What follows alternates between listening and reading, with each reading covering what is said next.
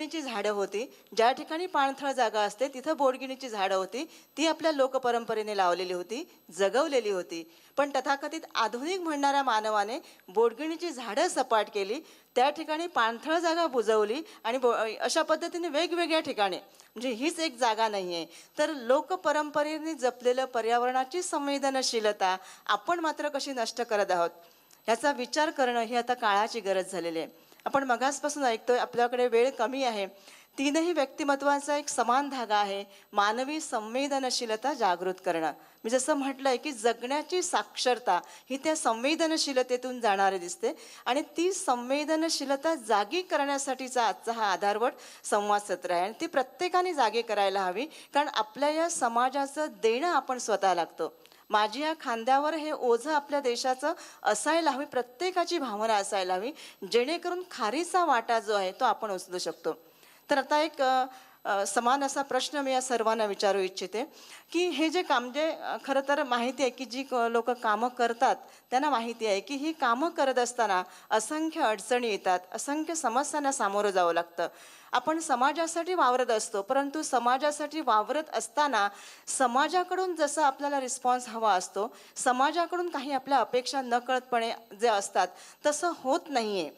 मग तिथं जेव्हा अशा, म्हणजे आपण अगदी मन झटून एकदम सगळं काम करतोय, मुद्दामहून नाही की समाजाने आपल्याकडे यायला म्हणून नाही, तर एक उर्मी असते आतली, कारण ती संवेदना असते. कारण जेव्हा विचारप्रवण व्यक्तिमत्व असतात, त्या विचारप्रवण व्यक्तिमत्वांच्या डोळ्यातले अस्व जे आहेत ती नात्यांचे बंध जुळवू शकतात.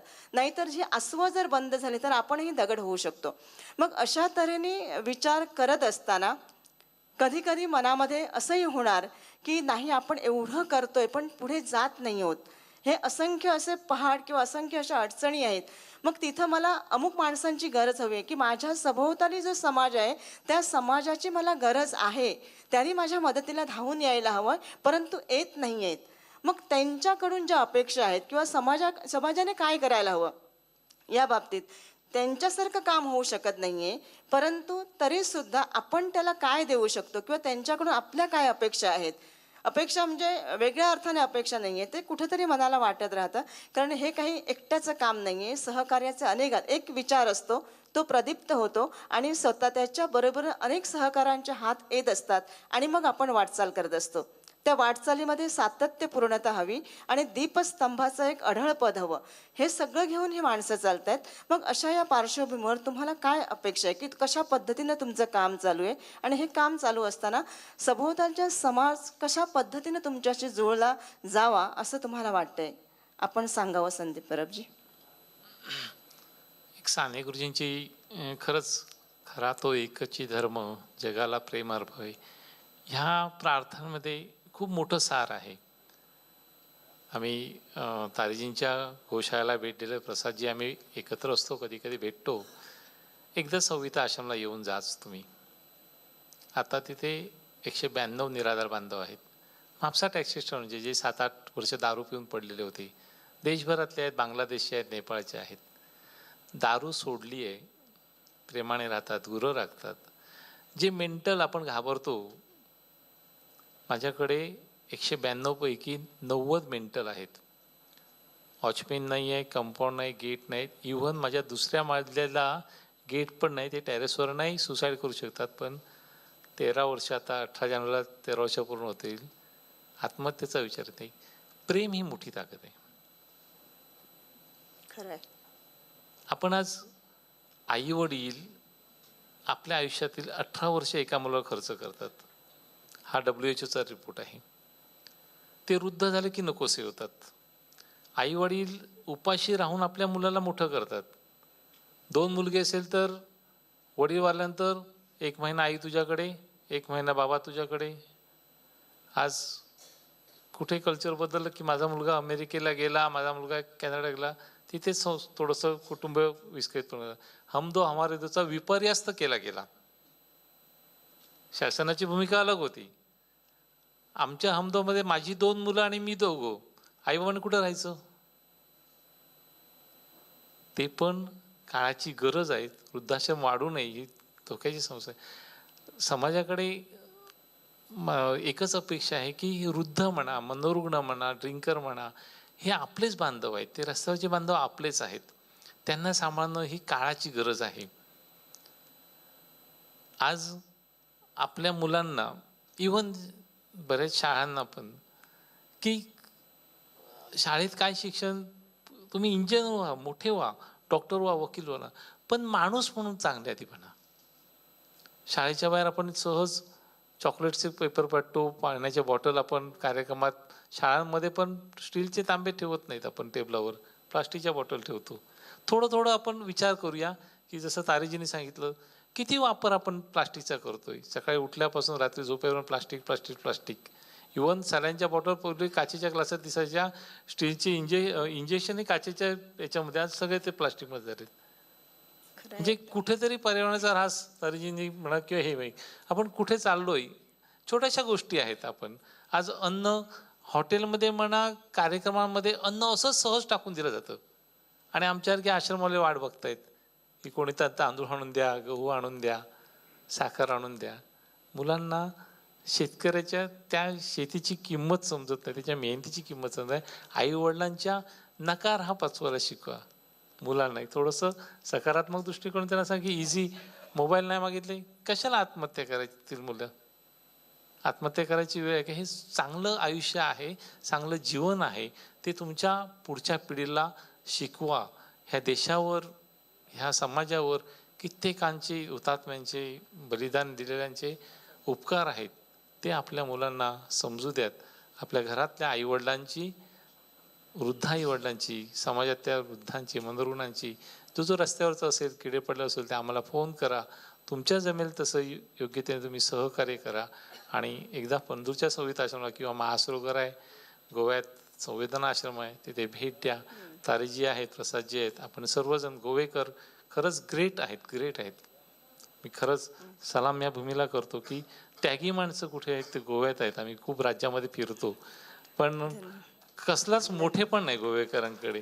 देण्याची दातृत्व काय आहे ती गोवेकरांमध्ये. त्यामुळे खरंच गोवेकरांसाठी मी सलाम करतो, नमस्कार करतो. गोवेकरांसाठी काही टाळा होऊ द्या. थँक्यू. अंतकरणातील जिव्हाळ्याचा हुंदकाच अशा तऱ्हेच्या व्यक्तिमत्वांशी आणि त्यांच्या कार्याशी आपलं नातं जुळवून ठेवू शकतो. मी कमलाकांत तारी यांना विचारू इच्छिते की तुम्ही या प्रश्नाचं उत्तर द्या की समाजाकडून आपल्या काय अपेक्षा आहे. समाजाकडून आम्हाला एवढ्याच अपेक्षा आहे की त्यानं सकाळी उठल्या उठल्या पहिल्यांदा योग करावा आणि योग करून एक चांगलं जीवन जे आहे ते जगावं. चांगलं जीवन समजा जगलात तर चांगले विचार येणार आणि चांगले विचार राहिले तर माझी गोमाता जी आहे ती सतत ॲक्सिडेंटपासून वाचू शकते. मी एक संदेश देऊ इच्छितो. संदेश हा आहे, गाईला कुठल्याही परिस्थितीत वाचवायचं आहे आणि ते वाचवण्यासाठी आपल्याला 2-3 गोष्टी करायच्या आहे. सर्वप्रथम आपल्या जीवनात प्लास्टिकचा कमीत कमी वापर करावा, कमीत कमी प्लास्टिकचा वापर करावा. दुसरं, आपण रस्त्यानं जाताना एखादी गाय रस्त्यावर बसलेली असेल, गोवंश रस्त्यावर बसलेला असेल तर तिला उठवूनच पुढं जायचं. आपण ते नाही केलं, आपण रस्त्यातनं गाडी घेऊन जाताना गाडीला कट मारून गेलात, पण मागून येणारी गाडी जी आहे ती सरळ त्या बसलेल्या गायीवरती ठोकर देणार आणि ती गाय मरणार म्हणा किंवा तिला मग गोशाळेत न्यावं लागणार. गोशाळेत नेल्यानंतर ॲक्सिडेंट समजा भयानक झालेला असेल तर ती वाचत नाही. म्हणून गाय जी आहे ती वाचवण्यासाठी आपण सगळ्यांनी प्रयत्न करावे आणि गायीची सेवा करावी. एवढाच माझा संदेश. खरं आहे. प्रसाद, तुम्ही सांगा. I am here to disturb you, not to entertain you. मी असं म्हणेन, वेगानं निघून जाताना निदान वळून तरी बघायचे होते. वस्ती जळत होती आणि आमचे हात मात्र वर होते. माणसाने असे ऐनवेळी पलायन करू नये. वस्ती जळायला लागली की पळून जाऊ नये. आज आपण सगळेजण पळतोय, वेग धरलाय, फास्ट लाईफकडे चाललोय, डिजिटल दुनियेत धावतोय, पण आपले रूट्स हे साधेपणाचे आहेत. आपली गावं हरवत चाललेली आहेत, आपल्या आजूबाजूला डोंगर पोखरले जात आहेत आणि आपण फक्त पळतोय आपल्या स्वार्थाच्या मागे. थोडंसं थांबायला हवं, मागे वळून बघायला हवं. काय हरवत चाललंय ते पुन्हा मिळणार नाही. तुम्ही गोव्यात राहतात, आपण कोकणात राहतो. जगाच्या पाठीवरती खूप मुंबई, खूप मोठी शहरं निर्माण होऊ शकतात, पण गोई भूमी पुन्हा निर्माण होऊ शकत नाही. ती जपायला हवी. झाडं लावता येतात, पण सह्याद्री लावता येत नाही. समुद्र तयार करता येत नाही, नदी तयार करता येत नाही, बोडगिनी तयार करता येत नाही, सुरंगी तयार करता येत नाहीत. फक्त झाडंच लावता येतात. तर त्याच्यामुळे आपल्याला वाचवायचे आहेत ते अधिवास माणसांचे, निसर्गाचे आणि आपल्या सगळ्यांचे. धन्यवाद. खरंच मी मगाशी म्हटलं तसंच संवेदनशीलता आतील अंतप्रेरणा जागा करण्याचा हा संवाद होता. जीवनातील कुरूपता नाहीशी व्हावी, जीवनातील असंवेदनशील वृत्ती मुळापासून नष्ट व्हावी, याच्यासाठीच यांची ही धडपड आहे. जगणं कसं सुंदर करावं आणि ते सुंदर करत असताना आपल्यासोबत इतरांनाही कसं न्यावं हे यांच्याकडून शिकावं. म्हणून हा संवेदनशीलतेचा प्रवास आहे. या प्रवासामध्ये त्यांना आत्मसन्मान मिळालाच, परंतु अगदीच त्यांच्या वाट्याला उपेक्षा आली नाही असं निश्चितच झालेलं नसेल. या सगळ्या प्रवासामध्ये प्रचंड संघर्षांना त्यांना सामोरं जावं लागलं, समस्यांनाही सामोरं जावं लागलं. असे एखादी वेळ आली असेल की ज्या ठिकाणी आत्ता थांबून आता पुढे काय अशा तऱ्हेचाही विचार आला असेल, परंतु तरीसुद्धा त्यांनी अखंडितपणे आपला प्रवाह चालू ठेवलेला आहे. कोणीतरी यावं आपल्या सोबतीनं हा विचार मनात कुठेतरी असेलही, परंतु त्याच्यासाठी ते अडून बसलेले नाही आहेत. कारण त्यांनी समाजाला जगवण्याचं व्रत घेतलेलं आहे, वेदनांना सजवण्याचं व्रत घेतलेलं आहे. या ठिकाणी दुःखांना गोंजारीत बसण्यापेक्षा जीवन कसं सुंदर करायचं या विचारानं ही ध्यासपंथे पावलं चालत आहे. म्हणून मला बोरकरांच्या शब्दातच म्हणा की देखणी ती पाऊले जे ध्यासपंथे चालती, देखणी ती पाऊले जी ध्यासपंथे चालती, वाळवंटातून सुद्धा स्वस्ती पद्मे रेखिती, वाळवंटातून सुद्धा स्वस्ती पद्मे रेखिती. म्हणूनच या ठिकाणी ही जी पावलं आहेत ते एक ध्यास घेऊन चालणारी व्रतस्थ अशी पावलं आहेत. मी आपणा सर्वांच्या वतीने त्यांच्यासमोर नतमस्तक होते आणि या ठिकाणी आपण आलात, आपले विचार मांडलेत आणि आपणही अतिशय आत्मीयतापूर्वक हा संवाद ऐकलात. आपणा सर्वांचे मनस्वी आभार.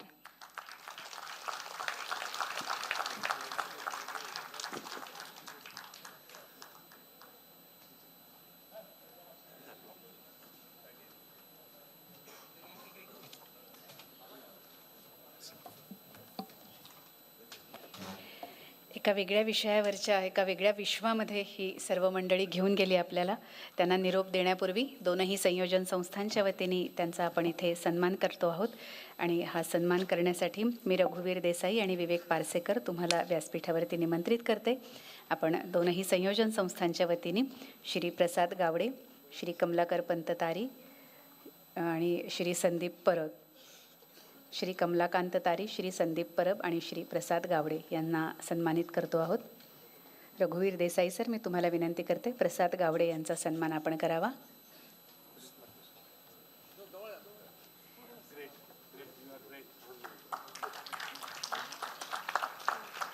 कमलाकांत तारी सर, आपण कृपया पुढे या.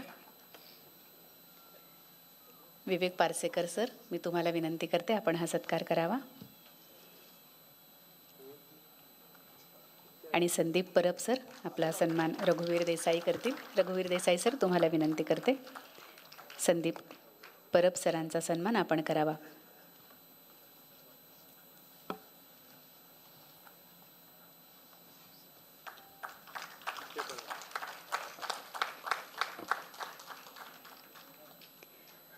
सर्व मान्यवरांचे मनापासून आभार आणि त्यांच्या संवादक पौर्णिमा केरकर मॅडम, तुमचेही आम्ही मनापासून आभार मानतो. Thank you so much.